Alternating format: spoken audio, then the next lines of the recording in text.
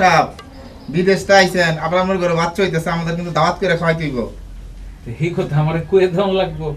আমার তোমরা কি মনে করো আমি সব বুঝি, সব ব্যবস্থা করতেছি। না না সরকার সাহেব, আমরা ওই কথা কইতাছি না তো কইতাছি সরকার বাড়ির দাওয়াত একটা ব্যাপার আছে না। আচ্ছা ঠিক আছে, আমি তো হগল তেরে খাওয়ানোর ব্যবস্থা করতেছি, কইলাম তো, তোমরা এটা নিয়ে চিন্তা করো না। হ্যাঁ সরকার সাহেব, কতদিন সরকার বাড়ির দাওয়াত খাই না। আচ্ছা ঠিক আছে ঠিক আছে, খাও মনে যাও তোমরা। আচ্ছা হগল তেরে দাওয়াত খাও মনে যাও। আসসালামু আলাইকুম। এলাল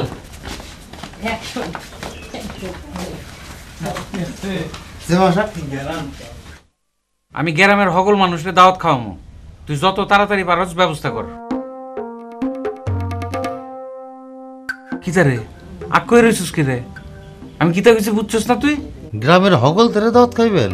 তো কিতা হইছে? আগে কোনোদিন হাওয়াইছি না আমি গ্রামের মানুষরে? না এইটা কইতাছি না, কিন্তু এই সময় অত কথা তো তোমার চিন্তা করানো লাগতো না।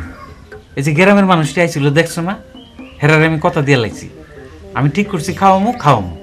যাও তুমি হিরারে লইয়া গিয়ে ব্যবস্থা করো।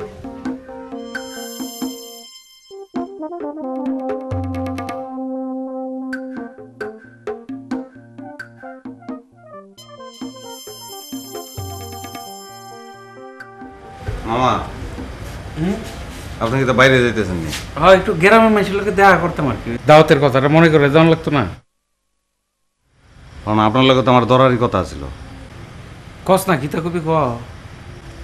মামা টাকা পয়সার অবস্থা করলাম ভালো না, বিদেশে অতগুলি টাকা খরচ করে এলাম, এ নাই খরচ বরচ করলাম, মিষ্টি মিষ্টি খাওয়াইলাম। অন যদি আবার দাওয়াতের ঝামেলা যায়, দাওয়াতটা পরে করলে হইতো না? আমি হগল ধরে কথা দিয়ে লাইছি, অহন যদি পিছাই তাহলে কথার বর খেলাপ হইতো না। এটা তুই কিতা কর, যেমনি হোক ব্যবস্থা তো কোনো লাগবে একটা। মামা হাতে গেলাম একদম টাকা নাই। সরকার বাড়ির মান সম্মান তো আর ধরে রাখুন যাইতো না দেখতেছি।